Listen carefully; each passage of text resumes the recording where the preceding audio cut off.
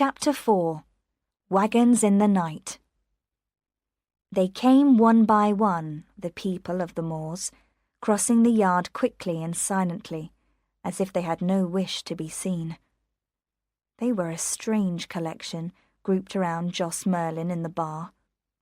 Half hidden by rows of bottles and glasses, Mary could look down on the company and remain unseen. They lay on the seats, they leant against the walls, they sat beside the tables, and one or two, whose heads or stomachs were weaker than the rest, already lay full length on the floor. Most of them were dirty, with long hair and broken fingernails, cattle stealers, sailors, wandering salesmen, thieves.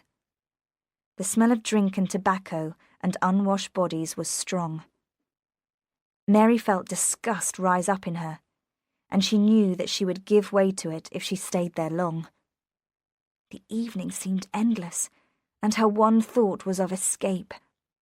The air was so thick with smoke and breath that it was hard to see across the room, and to her tired, half-closed eyes, the faces of the men seemed shapeless, all hair and teeth, their mouths much too large for their bodies, while those who had drunk too much lay on the seats or on the floor like dead men, their faces in their hands. Those who could still stand had crowded round a dirty little peddler from Red Ruth, who had made himself the joker of the group. The mine where he had worked was now in ruins, and he had taken to the road as a peddler, and had stored up a collection of songs with which he now entertained the company. The laughter that greeted his rude songs and jokes nearly shook the roof. To Mary, there was something horrible in this ugly, shouting laughter, which in some strange way held no note of amusement, but rang down the dark stone passages and into the empty rooms above, filling them with hopelessness. Mary could bear it no longer. She touched her uncle on the shoulder, and he turned to her, his face red with the heat of the room. "I can't stand this," she said. "You'll have to serve your friends yourself. I'm going upstairs to my room." "Had enough of it, have you? Think yourself too good for us? Get out, then. It's nearly midnight in any case, and I don't want you. You'll lock your door tonight, Mary. Your aunt's been in bed for an hour with the bedclothes over her head." He lowered his voice, bending down to her ear and seizing her wrist. He twisted it behind her back until she cried out in pain. "Keep your mouth shut, and I'll treat you gently. It is unwise to put your nose in where it is not wanted at Jamaica Inn, and you'd better remember that." Mary ran out of the room, shutting the door hard behind her, and as she went up the stairs, her hands over her ears, she could not keep out that sound of laughter and wild singing that sounded down the empty passage, following her to her room and even coming up through the cracks between the floorboards. Then she did as her uncle had told her. She undressed hurriedly and crept into bed, pulling the bedclothes over her head and putting her fingers in her ears, her only thought now to shut out the noise below. She slept. Then, without warning, she was suddenly awake, sitting up in bed. She listened, hearing nothing at first except the beating of her own heart. But in a few minutes there came another sound, from beneath her room this time, the sound of heavy objects being dragged along the stone floor in the passage downstairs. She got out of bed and went to the window, opening the shutters a crack. By the light of the moon, she could see 5 wagons in the yard outside. 3 were covered, each pulled by a pair of horses, and the remaining 2 were not. One of the covered wagons stood directly beneath the window, and the horses were steaming. Around the wagons were some of the men who had been drinking in the bar earlier in the evening. And there were strangers in the yard whom Mary had never seen before. She watched and began to understand. Packages and boxes were brought by the wagons and unloaded at Jamaica Inn. They were now being stored in the locked room. Everything was done in complete silence. The men who had shouted and sung earlier that night were now quiet and serious, their thoughts on nothing but the job. Joss Merlin came out of the front door, the peddler at his side. "Is that everything?" he called softly, and the driver of the last wagon waved and held up his hand. So the wagons moved away from Jamaica Inn, moving out of the yard one after another, some turning north and some south when they came out onto the road, until they had all gone, and there was no one left standing in the yard but one man whom Mary had not seen before, the peddler and the landlord of Jamaica Inn himself. Then they, too, turned and went back into the house. She heard them go along the passage in the direction of the bar, and then a door closed. There was no other sound except that of the big clock in the hall, which rang the hour, 3 o'clock. Mary came away from the window and sat down on the bed. The cold air blew in onto her shoulders, and she trembled. This was smuggling on a grand scale. Had Joss Merlin the necessary brain and skills to lead such a business? Had he been making preparations for tonight's work during the past week when he was away from home? The men working for him must be carefully picked, in spite of their wild appearance, and the whole business carefully controlled, or they could never have escaped the law for so long. A magistrate who suspected smuggling would surely have suspected the inn, unless he were involved himself. If it were not for Aunt Patience, she would walk out of the inn now, find her way to the nearest town, and give information about Joss Merlin. He would soon be in prison, and the rest of them with him, and there would be an end to the trade. But had she seen only part of the business, and was there still more for her to learn? She remembered the fear in Aunt Patience's eyes, and those words spoken when the shadows crept across the kitchen floor. "There are things happen at Jamaica Inn, Mary, that I've never dared to breathe a word about. Bad things, evil things. I can't ever tell you. I can't even admit them to myself." And she had climbed the stairs to her room, dragging her feet as she went, like an old woman. Smuggling was dangerous. It was dishonest.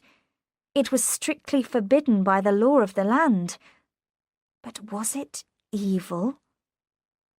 Mary needed advice, and there was no one she could ask. Here she was, a girl of 23, with no weapons except her own brain to fight a man twice her size and 8 times her strength. "I'll not show fear before Joss Merlin or any man," she said. "I will go down now and take a look at them in the bar, and if they kill me, it will be my own fault." She dressed hurriedly, and then, opening her bedroom door, she stood and listened for a moment, hearing nothing but the sound of the clock in the hall. She crept out into the passage and came to the stairs. By now she knew that the 3rd step from the top would make a noise, and so would the last. She stepped gently, and so she came to the dark hall by the front door, empty except for one unsteady chair and the great clock. As she paused, a sudden beam of light shone into the passage, and she heard voices. The door of the bar had swung open. The men must be sitting in silence on the seats against the outside wall, because she could not see or hear them. Then suddenly, a voice rang out, high and trembling, the voice of a stranger. "No, and no again. I tell you for the last time, I'll have no part in it. I'll break with you now, and forever, and put an end to the agreement. That's murder you want me to do, Mr. Merlin. There's no other name for it. It's common murder." Someone, the landlord himself no doubt, answered in a low voice. Mary could not catch his words, but his speech was broken by a burst of laughter that she recognized as belonging to the peddler. He must have asked a question, because the stranger's voice was heard again. "Hanging, is it? I've risked hanging before, and I'm not afraid for my neck. No, I'm thinking of my soul and of God above.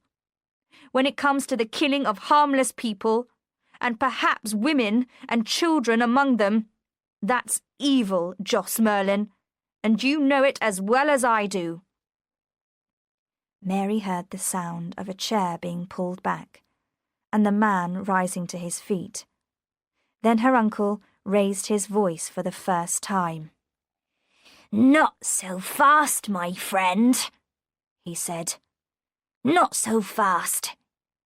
You're in this business as far as you can be. I tell you, there's no going back now. It's too late. Too late for you and for all of us. I've been doubtful of you from the first, with your gentleman's ways and your clean shirts, and by God I've proved myself right. Harry, lock the door over there and put the bar across it."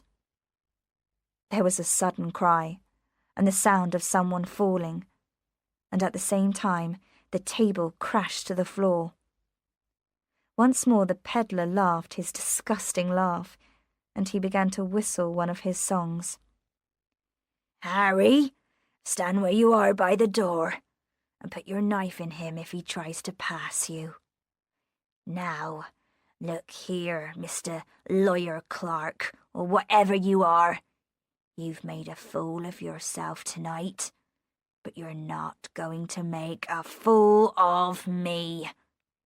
You'd like to walk out of that door, wouldn't you, and get on your horse and ride away to Bodmin? Yes, and by 9 in the morning you'd have every magistrate in the country at Jamaica Inn, and a group of soldiers too. That's your fine idea, isn't it?" Mary could hear the stranger breathing heavily, and he must have been hurt, for when his voice came, it was sharp but faint. "Do your devil's work if you must. I can't stop you, and I give you my word that I'll not give information about you. But join you I will not, and there's my last word to you both." There was a silence, and then Joss Merlin spoke again. "Take care," he said softly. "I heard another man say that once, and 5 minutes later he was walking in air. On the end of a rope it was, my friend, and his big toe just missed the floor. I asked him if he liked to be so near the ground, but he didn't answer. The rope forced the tongue out of his mouth, and he bit it in two. They said afterwards that he had taken 7 3/4 minutes to die." Outside in the passage, Mary felt herself go cold, and her arms and legs were suddenly as heavy as lead. With a growing sense of fear, she realized that she was probably going to faint. Her uncle's voice came from very far away. "Leave me alone with him, Harry," he said. "There'll be no more work for you tonight at Jamaica Inn. Take his horse and go. I'll settle this business by myself." Somehow, Mary found her way back down the passage and, hardly knowing what she was doing, she turned the handle of a door in the hall and fell inside. She must have fainted and been unconscious for a minute or two before she sat up again. She heard the sound of a horse in the yard outside, Harry the peddler riding away, and then a sound from above made her lift her head. A floorboard once, and then again, quiet footsteps above. Mary's heart began to beat faster, and her breath came quickly. Whoever was hiding up above must have been there for hours. He must have hidden so that he would remain unseen by the smugglers. Someone, a friend perhaps, was hiding in the room next to her bedroom and could help her to save the stranger in the bar. But as she waited, trembling, she heard the landlord pass across the hall and climb the stairs. His footsteps stopped above her head. Then he knocked, very softly, on the door. Once more the floorboard made a noise as someone crossed the floor, and the door was opened from inside. Mary's heart sank, and her misery returned. Her uncle had known him to be there all the time, and that was why he had sent the peddler away. He did not wish the peddler to see his friend. Now they were coming down the stairs.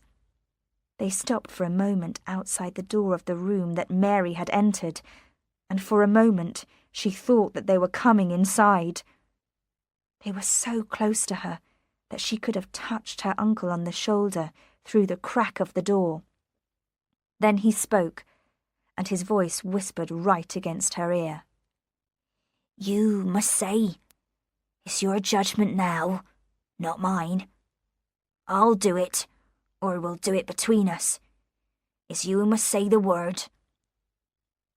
Hidden as she was by the door, Mary could neither see nor hear her uncle's new companion, and whatever sign he made in reply escaped her. They did not stay outside the room, but went off along the passage to the bar. Then the door closed, and she heard them no more.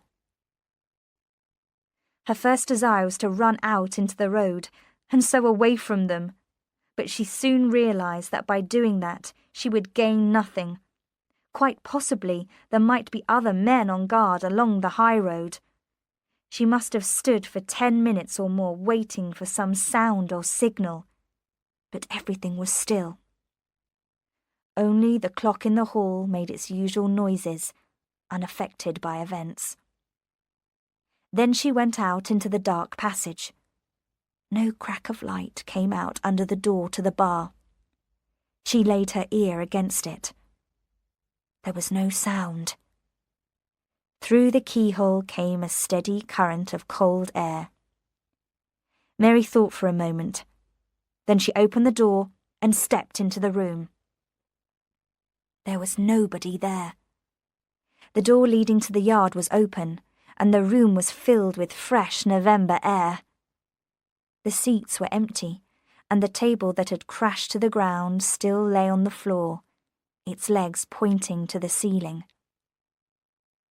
A last little beam of moonlight made a white circle on the floor, and into the circle moved a dark shape, like a finger. It was a shadow. Mary looked up to the ceiling and saw that a rope had been thrown over a hook in a beam.